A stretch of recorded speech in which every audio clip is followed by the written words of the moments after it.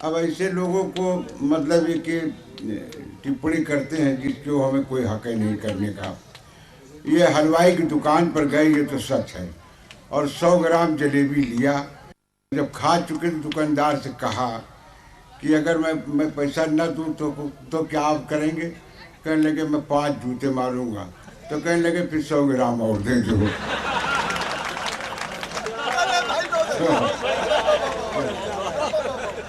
तो ये देखिए, नेताओं के सिलसिले में हम कुछ नहीं कहते और न कहना चाहिए, क्योंकि वो इस लायक रही नहीं कि उनके बारे में कुछ कहा जाए। एक मर्तबे भगवान राम को मजाक सूझा। उन्होंने कहा कि कुछ लोगों को ऐसे ही शारीरिक समेत ऐसे ही उठा लिया हो।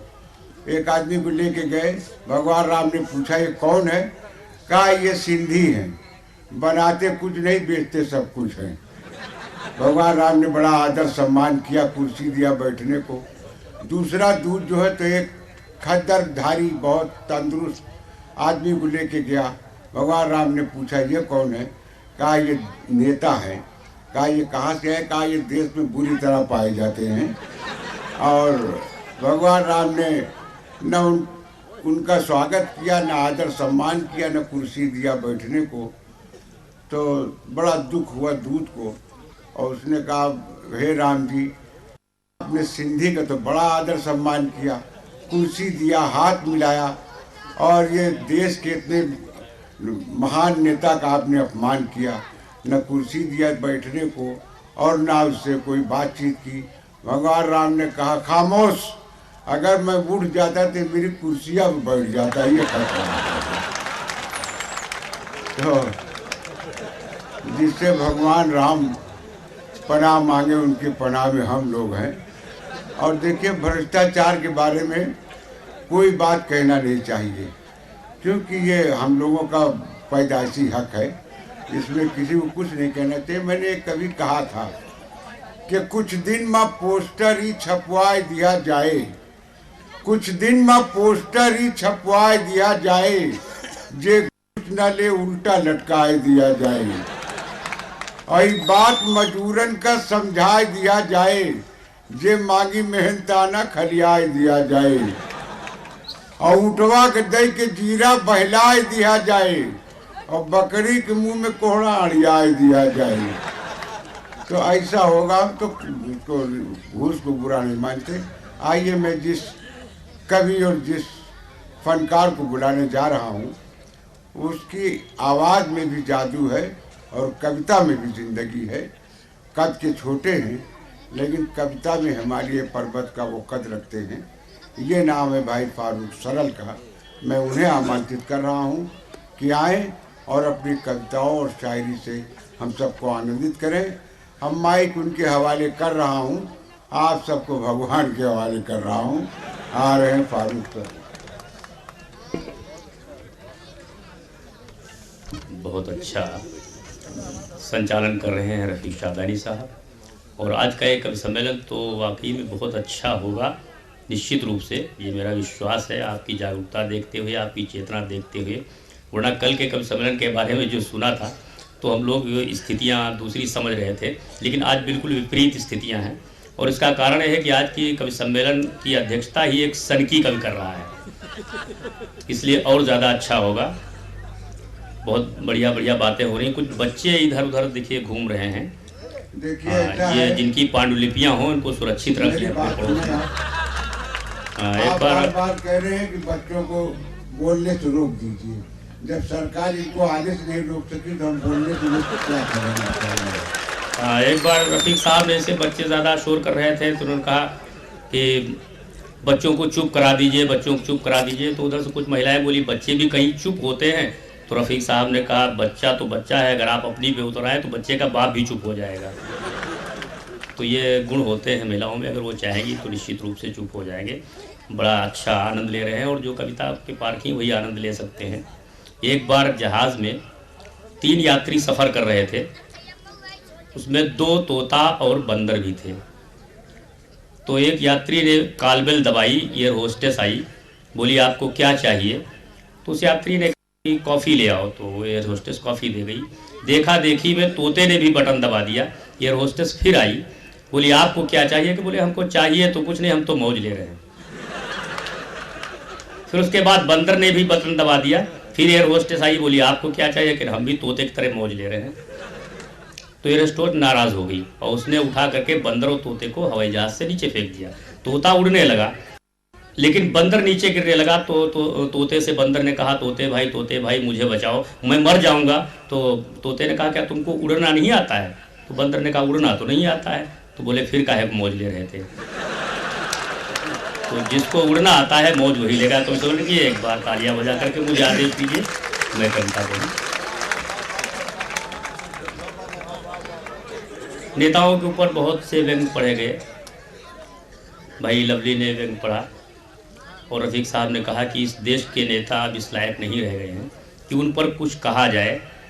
एक बार नेताजी से रफ़ीक भाई नाराज़ हो गए तो उन्होंने कहा कि जाओ तुम्हारे बदन में कीड़े पड़े। तो कई कीड़े नाली से निकल करके आए और विरोध किया कि हमारा स्तर इतना ख़राब नहीं है कि हम नेताओं के ऊपर पढ़ें। तो दोस्तों, नेताओं के ऊपर मैं कुछ नहीं कहूँगा। आइए एक आध काम की बातें आपको बता दूँ। जीवन में काम आने वाली चीज़ है, इसलिए इसका पढ़ना मैं ज़रूरी समझता हूँ। अब से पहले बहुत सारे गीत पढ़े गए महिलाओं के ऊपर कि महिलाओं को बड़ा उत्पीड़न हो रहा है। उसके बाद में कानून बनते गए, कभी महिला आरक्षण का, कभी महिला सशक्तिकरण का, कभी दहेज उत्पीड़न का। अभी ताज़ा कानून आ गया घरेलू हिंसा का। इसलिए आप सबको सावधान करना ज़रूरी मैं समझता हूँ। अगर आप लोग ध्यान से इसको सुनेंगे तो आपके जीवन में बड़ा काम आएगा। अब परिस्थितियाँ बदल गई हैं, इसलिए तमाम भारतीय पत्नियों की तरफ से तमाम पतियों को समर्पित कर रहा हूँ। ये गीत सुनिएगा कि हमका बलम जो सतई हो, हमका बलम जो सतई हो, तो जेल माही तसला बजई हो। हमका बलम जो सतई हो, तो जेल माही तसला बजई हो। तो जैसन कही करो तुम वैसन रंग ढंग बदलो सैया। अब तक जैसा होता रहा उसमें थोड़ी सी बदलाव लाने की ज़रूरत है। आप घर के अंदर हो तो क्या करना है और घर के बाहर हो तो क्या करना है कि जैसन कही करो तुम वैसन रंग ढंग बदलो सैया। और मेरे साथ में ईलू ईलू गाओ छैया छैया। और चौका बर्तन करो सवेरे, उठ के चाय बनाओ। झाड़ू पोछा करो सवेरे, उठ के चाय बनाओ। और पहले साड़ी प्रेस करो, फिर बाद में दफ्तर जाओ। नहीं मनियो कहा तो पछितई हो, जेल माही तसला बजई हो। मुहे का बलम जो सतई हो। ये सब देश विदेश घूमने वाले लोग बैठे हैं। घर से जब निकलते हैं तो किस निर्देश के साथ इनको अनुमति मिलती है कि आप बाहर जा तो रहे हैं, जाइए, कभी समझ पढ़िए, लिफाफा लाइए।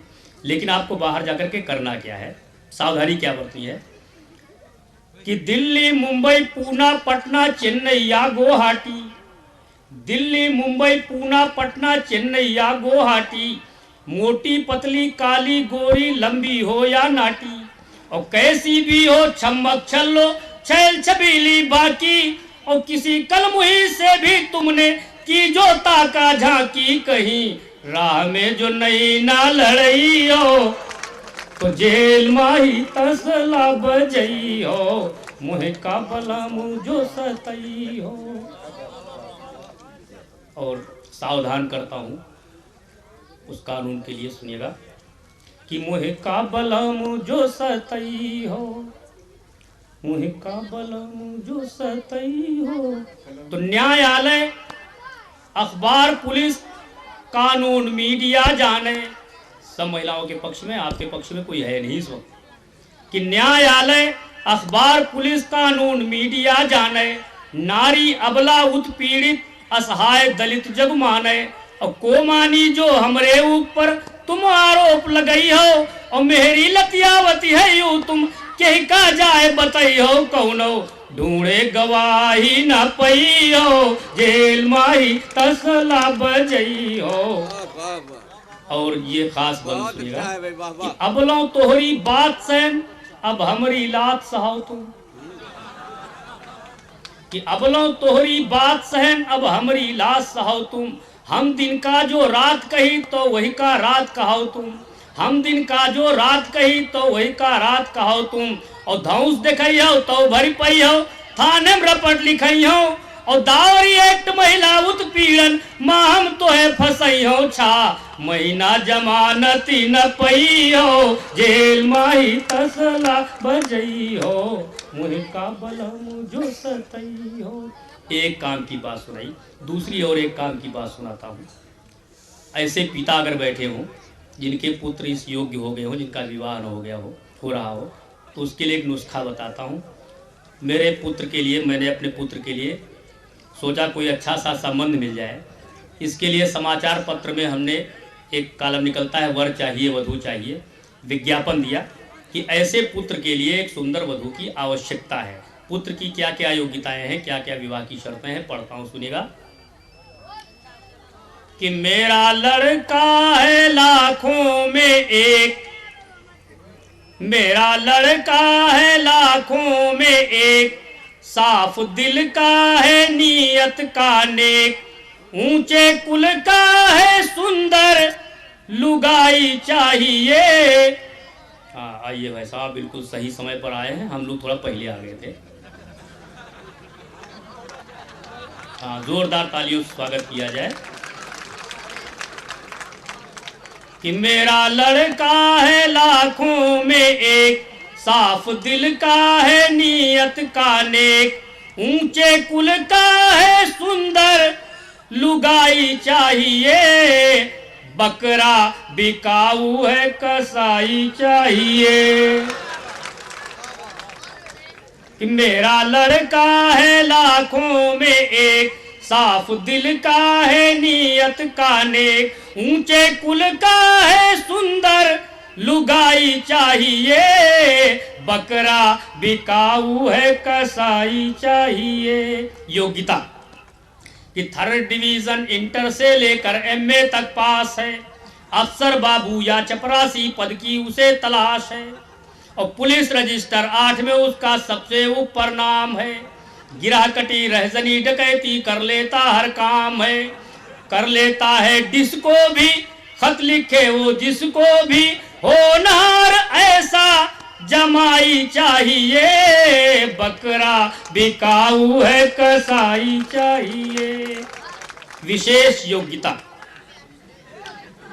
कि शुद्ध स्वदेशी खद्दर के वो पहने वस्त्र फकीरी है, शुद्ध स्वदेशी खद्दर के वो पहने वस्त्र फकीरी है, दारू की भट्टी पर चलती उसकी दादागिरी है, और भूतपूर्व कॉलेज का नेता पूरे शहर में धाक है, इसी से अपने खानदान की सबसे ऊंची नाक है।